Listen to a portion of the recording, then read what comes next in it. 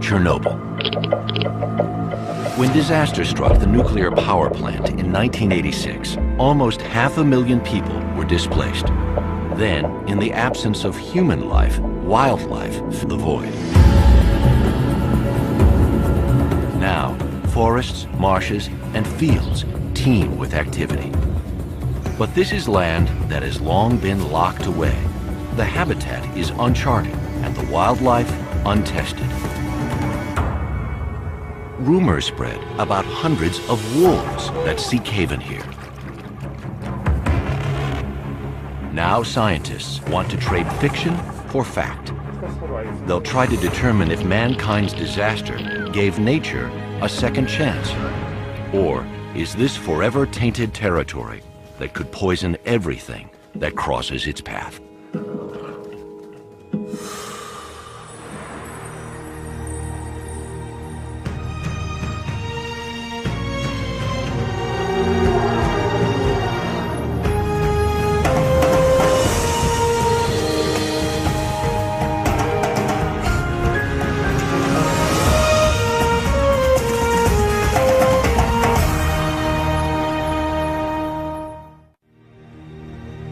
Nature is made possible in part by Canon. Take your inspiration from nature. Leave it untouched by your presence. Capture its image and preserve it forever. Canon, living and working together to appreciate today and care for tomorrow. Additional funding provided by the Lillian Goldman Charitable Trust, the Philemon M. D'Agostino Foundation, the Corporation for Public Broadcasting, and by contributions to your PBS station from viewers like you. Thank you.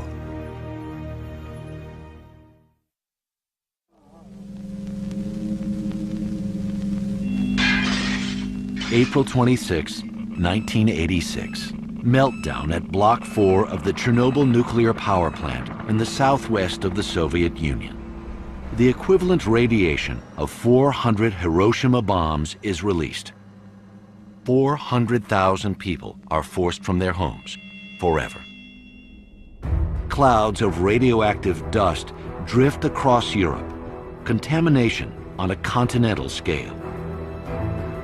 Hardest hit is an area of almost 1,100 square miles around the reactor.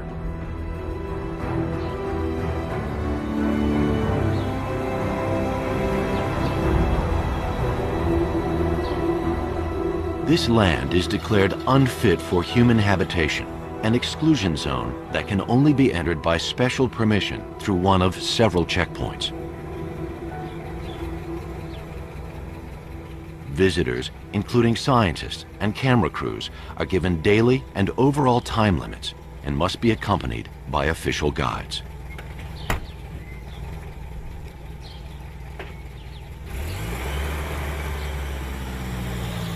Here, the well-kept countryside suddenly ends.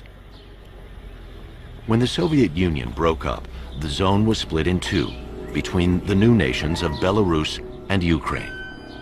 The new border is strictly maintained, even within the zone.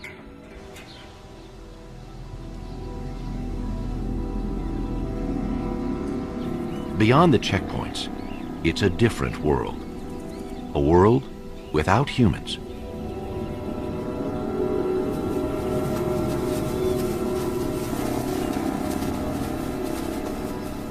The zone, contaminated, radioactive, abandoned. Is this a glimpse into the fate of the world after doomsday?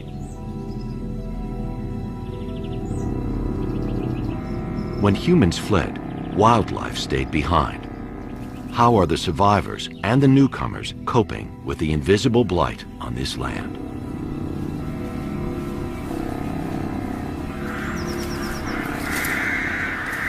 Residents and migrants alike know nothing of the lurking danger.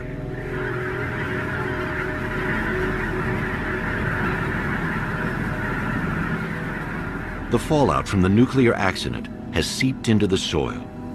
From the soil, radioactive particles are absorbed by plants. They've accumulated in the trees.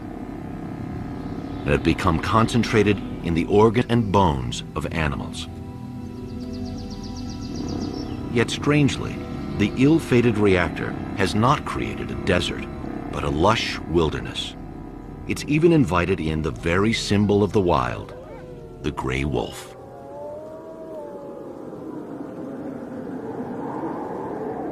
For years, rumors have been escalating about the number of wolves in the zone. Some say 300 or more. German scientists Barbara and Christoph Promberger are carnivore experts. They've studied wolves around the world, but never in such strange circumstances. The Prombergers are here to start a long-term study to be continued by local scientists. They're hoping to answer some fundamental questions. How many wolves actually live in the zone? Are they indigenous or recent immigrants? And is the zone's wolf population any different from populations in clean areas? These moose bones have been crushed by wolves. It's a chance to find out whether the wolves' diet is contaminated.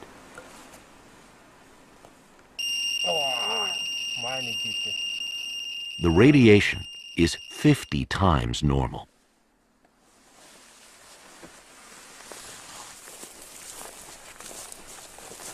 There are plenty of fresh wolf tracks here along the bank of the Pripyat River.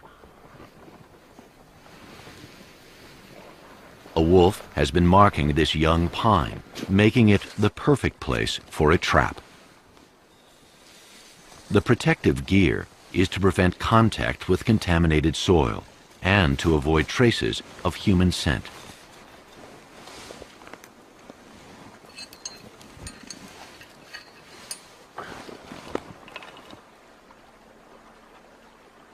Barbara and Christoph hope to radio collar several wolves to study their movements. They bait the trap with wolf urine.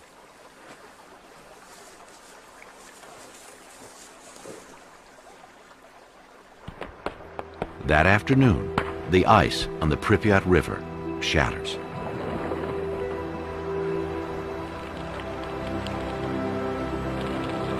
The milling ice eats away at the banks and takes along contaminated sand.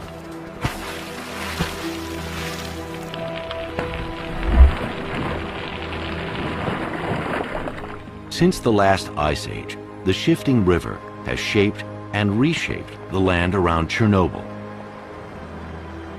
Now, it spreads radioactive contamination across the floodplain. The wolf traps are set far and wide, and to patrol them, Barbara and Christoph team up with local colleagues.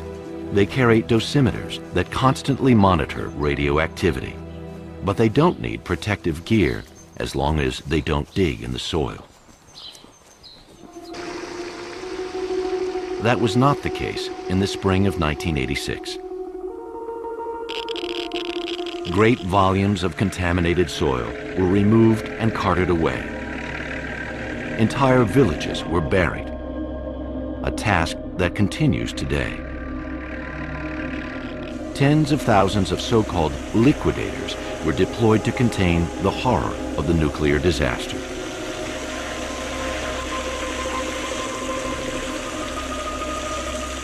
Eventually, the number of emergency workers surpassed 600,000.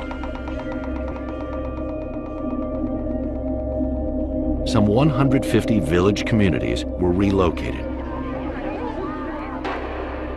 The people were mostly rural workers on collective farms, farms that are now abandoned.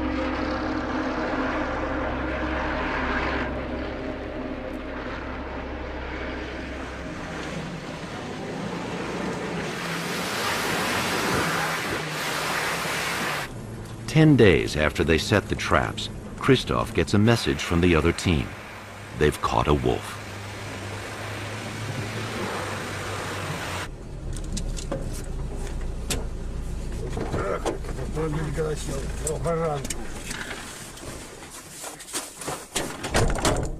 The state of the wolf population says a lot about an entire ecosystem. As the top predators here, wolves are an indicator of the radioactivity across all of Chernobyl.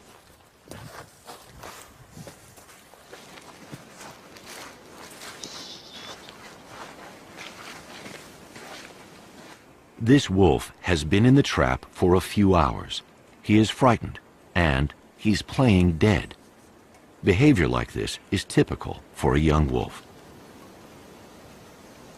Barbara and Christoph have heard that more than 300 wolves live in the zone. If true, that would make it the highest wolf density in the world.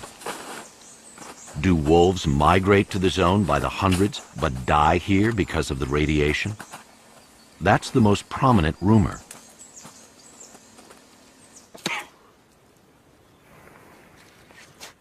Or is the opposite true? Were all these wolves born here because there were no humans to hunt their parents and their prey?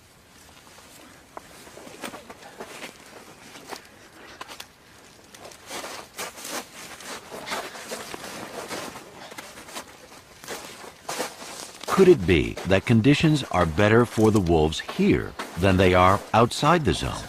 And if their population is expanding, are the radioactive wolves seeking territories beyond Chernobyl? It's vital to know just how many wolves there are and where they go. The paw that was in the trap seems to be fine.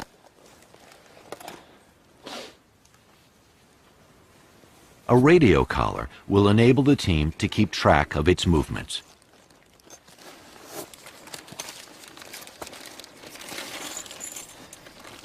Face masks matter now. The wolf's fur is almost certainly radioactive. Simple exposure to this low level is not the problem. But if Barbara and Christoph ingested any radioactive hairs, they would be poisoned. The size and state of the teeth confirm that this is a yearling, born in the very heart of the zone. Strong evidence of an indigenous population. The wolf's GPS transmitter will deliver daily pinpoint data to the local scientists who will soon take over. Barbara and Christoph called their wolf Boy, which means fight in Russian. They've successfully launched the study and wish Boy well. Wolves didn't always receive such goodwill. Before the exclusion zone existed, they were ruthlessly hunted here. Wolves have faced persecution almost everywhere they roam. Alpha females were targeted, which affected the genetic health and the age structure of the entire population. But the biggest enemy of the wolves around Chernobyl wasn't the hunt. It was the all-out assault on the wilderness back in the 1920s. The deforestation and drainage of the Pripyat marshes was a gigantic national effort, accompanied by heroic propaganda. Canals were built, thousands of miles of them. Tens of thousands of settlers came to work on the new collective farms. Land improvement, as it was called, was all about increasing food production for the Soviet people. From the 1920s until the nuclear disaster in 1986, this land was anything but a wilderness. It was a vital part of the Soviet Union's breadbasket.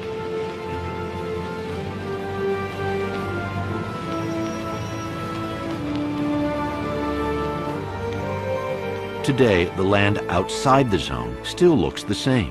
Drainage canals and wheat fields stretching to the horizon. But what became of the canals and wheat fields inside the zone? Forests and fields have been flooded, thanks to the return of beavers. Beavers are native to Belarus, but they were an obstacle to farming, and so were persecuted like the wolves. With this stretch of the Pripyat now free of people, it didn't take long for beavers to reappear.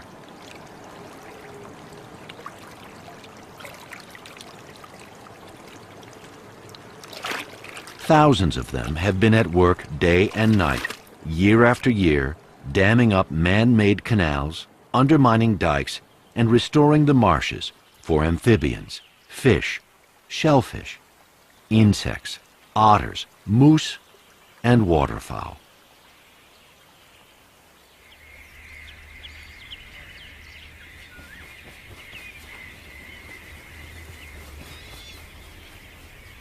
The notorious Pripyat marshes were once so vast they stopped the army of Genghis Khan. Now the swamps are back, thanks to a nuclear reactor and Europe's biggest rodent.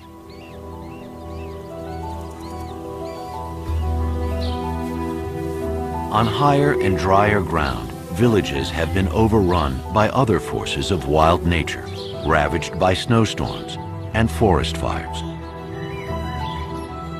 Chernobyl's wolves are part of a much bigger story, the return of cultivated land to wilderness, a ceaseless, dynamic process happening much faster than anyone imagined.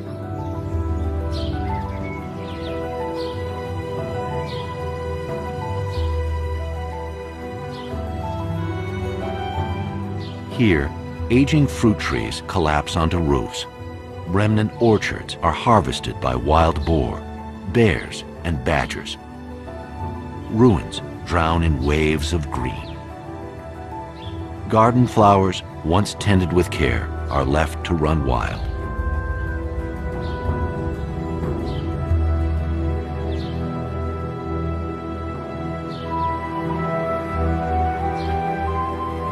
At the entrance of each village, a rough stone recalls its name and the number of people for whom it was home.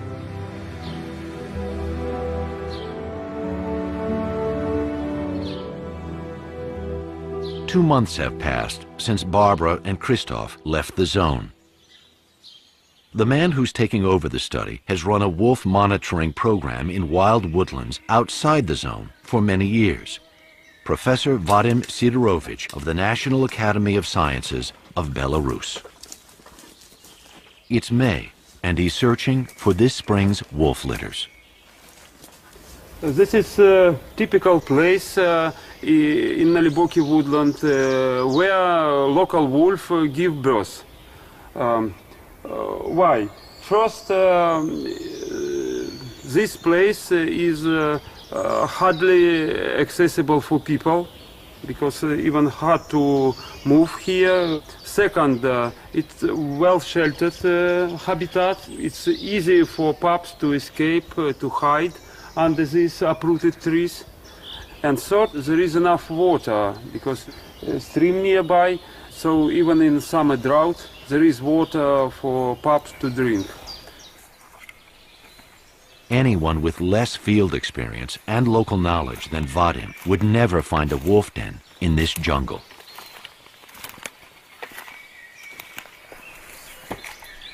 Over the years, this man has learned to think like a wolf, to know where they will feel safe.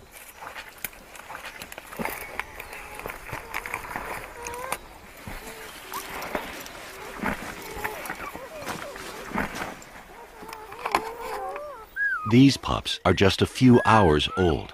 Vadim will only stay for 20 minutes so the wolf mother is not kept away for too long. He counts the number of pups in the litter. He notes the sex of each pup and checks its health.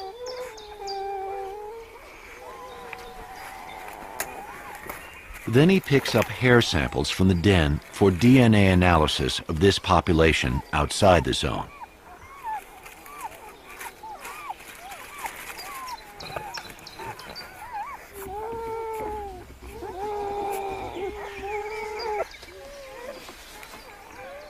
And plucks a few hairs from the pups as well.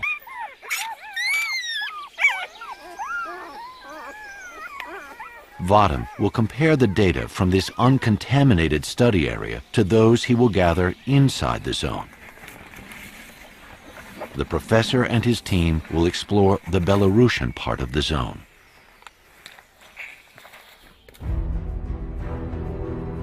When the Soviet Union collapsed in 1991, the republics of Belarus and Ukraine declared independence, separating scientists working on either side of the border. The Ukrainian part of the zone extends into the inland delta, linking the rivers Pripyat and Dnieper.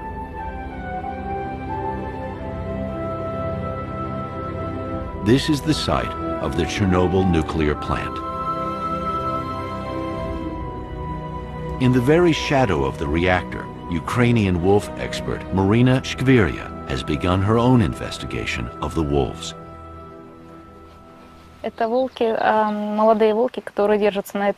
There's a pack regularly patrolling the riverbank, she says. Just opposite, the city of Pripyat lies hidden. In a first survey, Marina explains, just looking at tracks in suitably dry weather, she's been able to create a map of the wolf territories in the Ukrainian part of the zone. She has discovered that there is no area of the zone where they are not found. Marina says this has always been a perfect habitat for the wolves. The years of cultivation in the Soviet era were simply a temporary inconvenience. She'll use the scat for dietary and genetic analysis in the lab.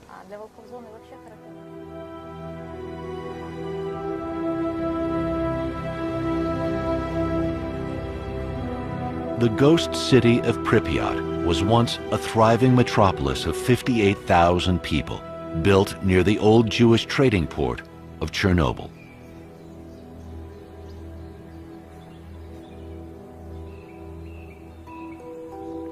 It must have been a pleasant place to live by any standard, a model Soviet city.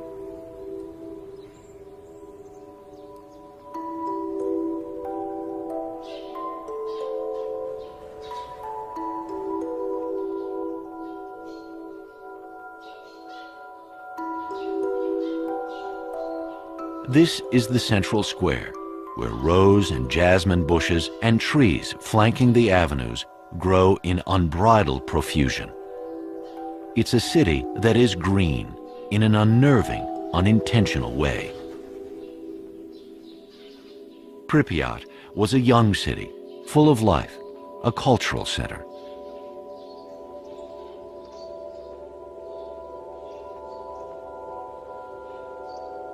Well-educated and privileged engineers and scientists from the nuclear plant, research labs, and military installations raised their families here.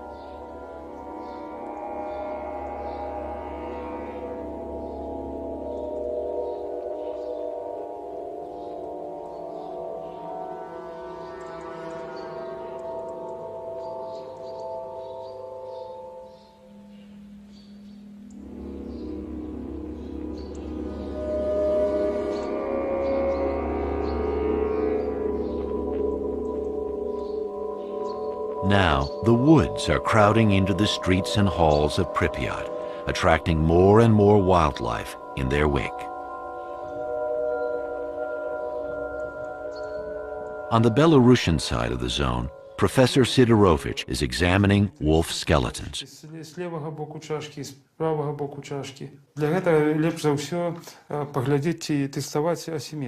With his researcher, Grigory Ivanovich, the professor compares skeletons from inside and outside the zone to detect possible defects from radiation.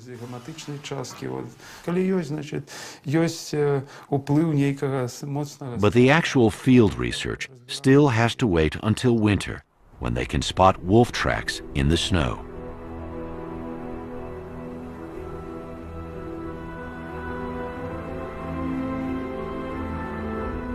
Today, after a snowstorm, 2 members of the study group are preparing to do just that. Another wolf has been collared in addition to Boy, a female yearling named Lara.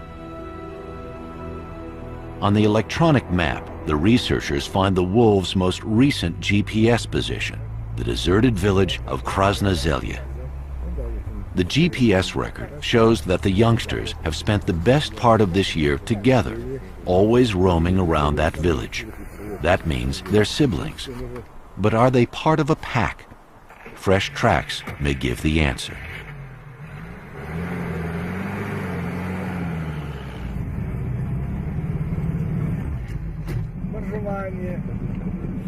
In the zone, only a few miles of road are being cleared of snow for police and ranger patrols.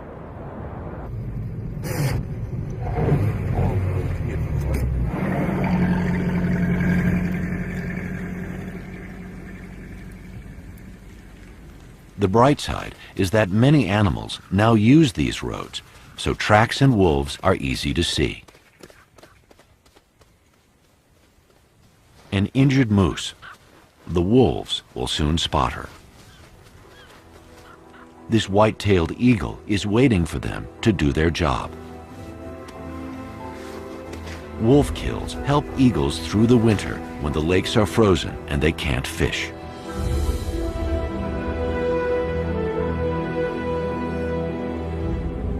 The abandoned village of Krasna Zelya with its fire tower. If Boy and Lara are part of a pack, this could be their headquarters. Tracks in the snow confirm this is the base of a big pack.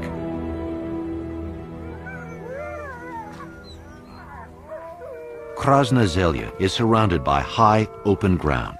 The shelter it offers and nearby water make this place attractive to wolves.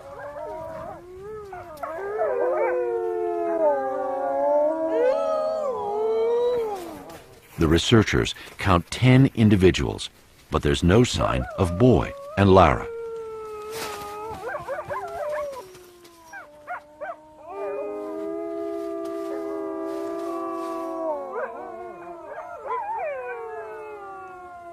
From the rooftops, the wolves scan the landscape for deer, wild boar, or the occasional bison calf. The deep snow with its icy crust gives the wolves an advantage over their heavier prey. But for this meal, the wolves didn't even have to hunt.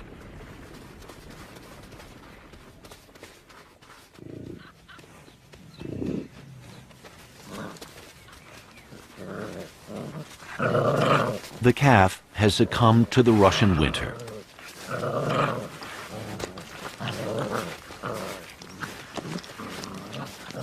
The adults are Europe's heaviest animals, too mighty for wolves to bring down.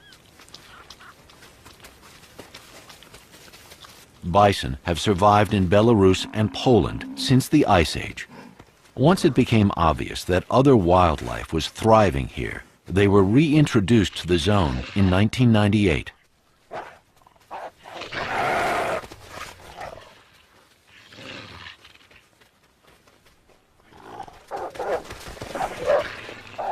Eventually, the herd chases the wolves away from the carcass and returns to mourn their loss. This is typical bison behavior.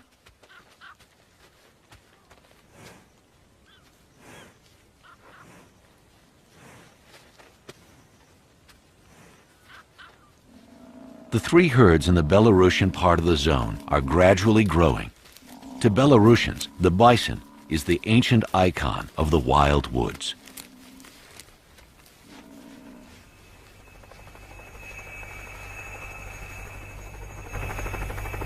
Until recently in Belarus, hunters shot wolves from helicopters.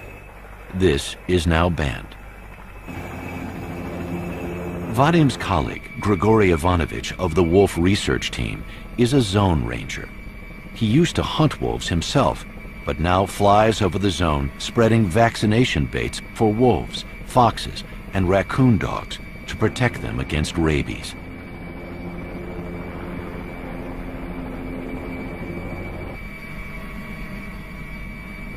In winter, animals can easily cross the river. Boy and Lara have gone exploring several times.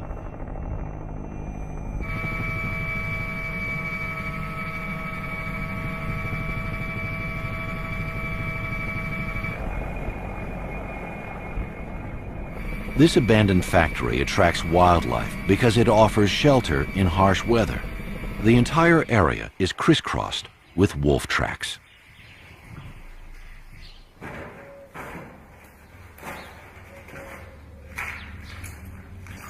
These buildings have been radiation-free sanctuaries inside the zone. The fallout from the accident came down with the rain and ran off the roofs into the surrounding soil. But now, the roofs and rusting machinery are weakened by every heavy snowfall, making them far more hazardous than the radioactivity around them.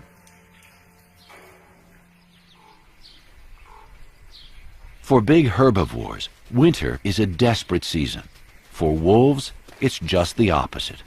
Hunting is easy now, or even unnecessary.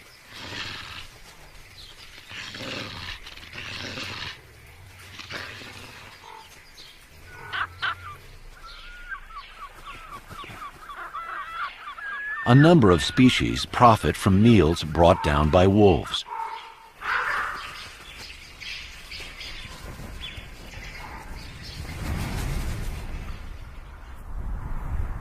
Ravens and white-tailed eagles often lead the researchers to the wolves' kills.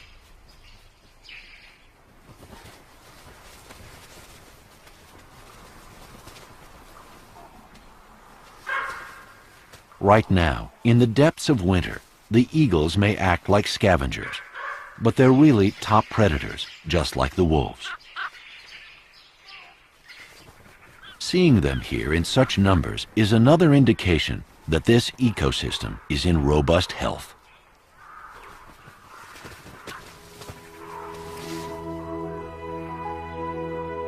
In continental climates, spring starts almost overnight. Convenient winter highways suddenly turn into impassable barriers.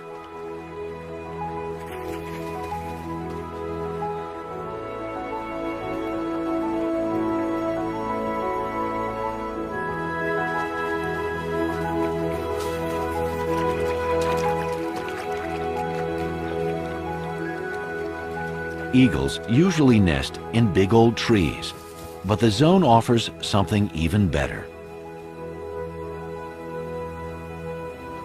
The zone's fire towers are manned only in the tinder-dry summer months.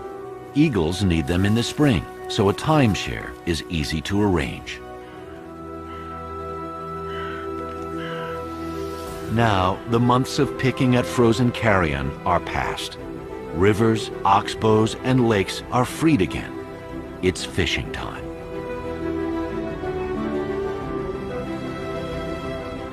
When the snow melts in the Carpathian Mountains nearly 400 miles to the southwest, the Pripyat River spreads out. In the heart of the zone, it can reach a width of almost 10 miles.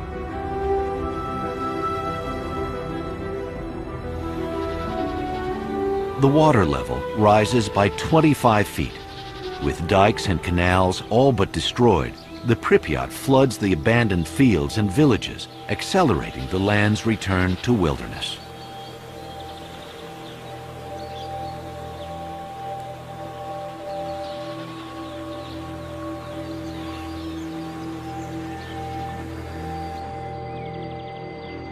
For a few days, the desolation of the ransacked homes is softened by the rebirth of spring.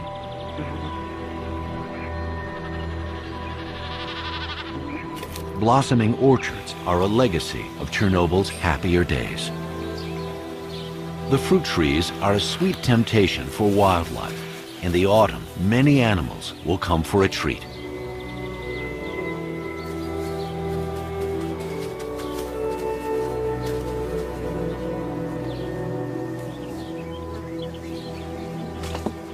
But now, Vadim's researchers have come here looking for wolf pups born in the zone.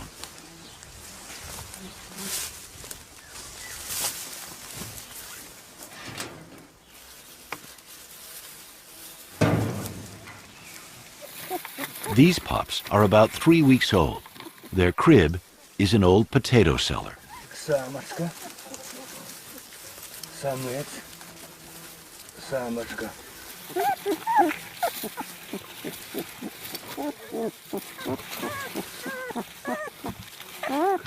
Grigory has found 3 litters, final proof that there is an indigenous population thriving in the very heart of the zone. Scientists, rangers, and guards are only given a limited time in the zone to keep total radiation exposure down to a safe level.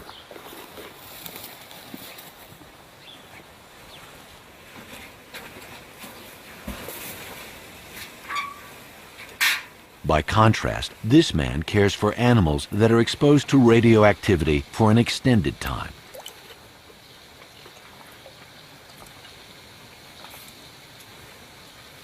White rats are often stand-ins for humans in potentially dangerous experiments. After their exposure period, the rats are taken to a lab for a series of tests. So far, it is not proving easy to establish clear links between low-level long-term radiation and health risks, even in the rats, let alone in humans. But scientists will continue to monitor these rats for any ill effects. Environmental studies do not focus on individuals. They take a broader view of an entire wildlife population.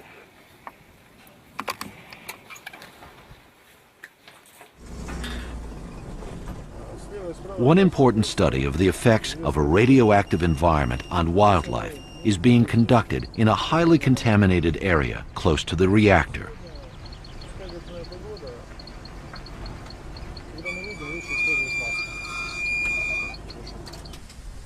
Out here, face masks have to be worn. The day is windy and dusty, and the reactor is less than a mile away.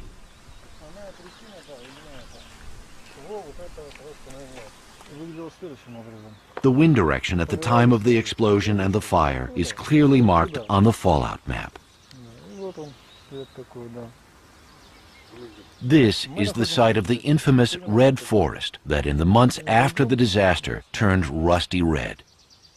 Today, though it is far from clean, the forest is green again. A 6-year study of dormice living in this contaminated area is also showing evidence of nature's resilience. 4 to 6% of every new generation living here shows slight abnormalities, twice the rate of clean areas. For humans, this raised level of risk is unacceptable. But for dormice, though some individuals are affected, the overall population remains healthy. In fact, the density and reproduction rates are even better than in control areas. Is that also true for radioactive wolves? The scientists believe it must be. Back in Krasna Zelya, Vadim and Grigory are worried. For weeks, Boy's and Lara's GPS transmitters have been silent. Fortunately, the wolves also have radio tags. Maybe they can be spotted from the fire tower with the aid of a tracking antenna.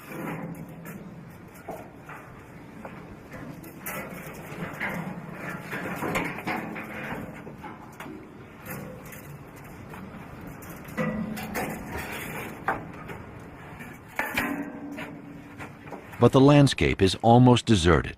No sign of Boy or Lara. They just get a brief glimpse of an unidentified wolf in the distance.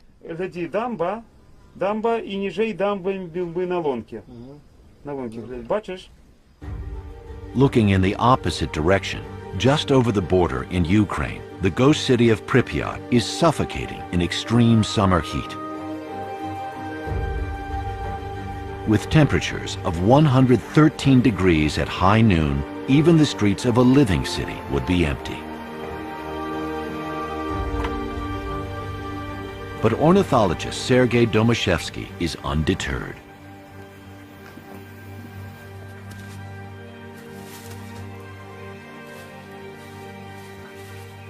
This raptor specialist is monitoring several broods of peregrine falcons around the city.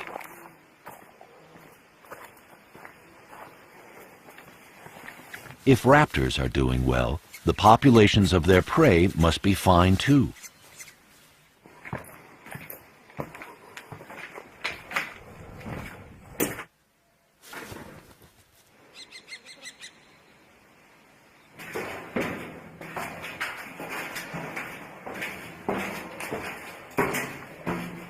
The nesting season is the ideal time for monitoring the strength of a raptor population.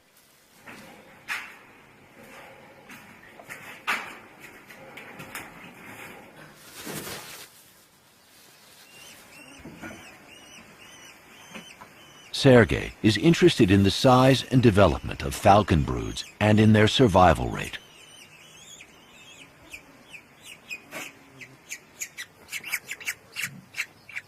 His observation is that in the zone, falcons and eagles have established healthy populations.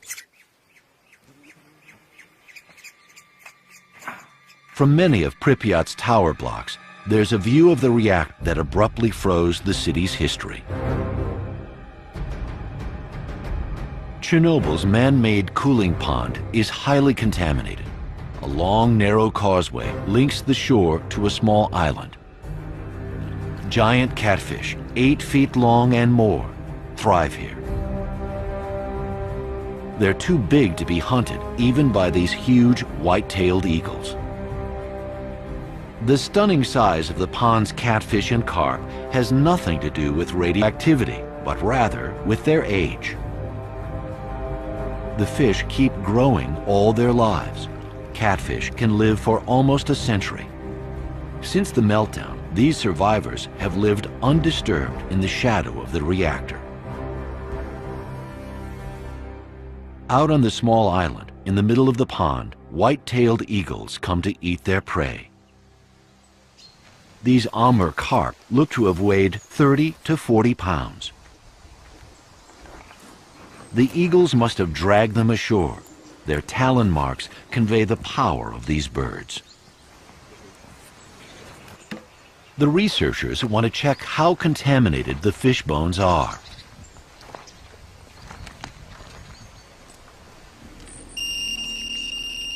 These fish bones should not be touched with bare hands. What this contamination does to the eagles is still not known.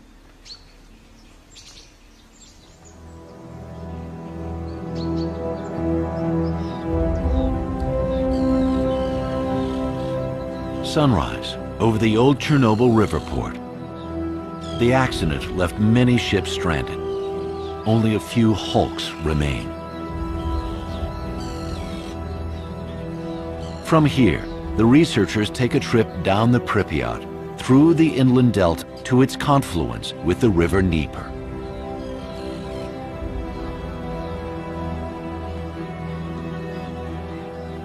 This is one of Europe's largest and most crucial habitats for waterfowl. Flowing waterways have long been clear of radiation. Out here, the fish can safely be eaten, even by humans.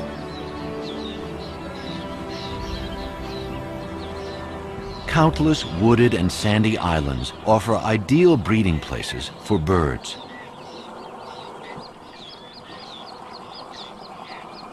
There are colonies of sand martins, cormorants, cranes, and herons, around 120 species in all.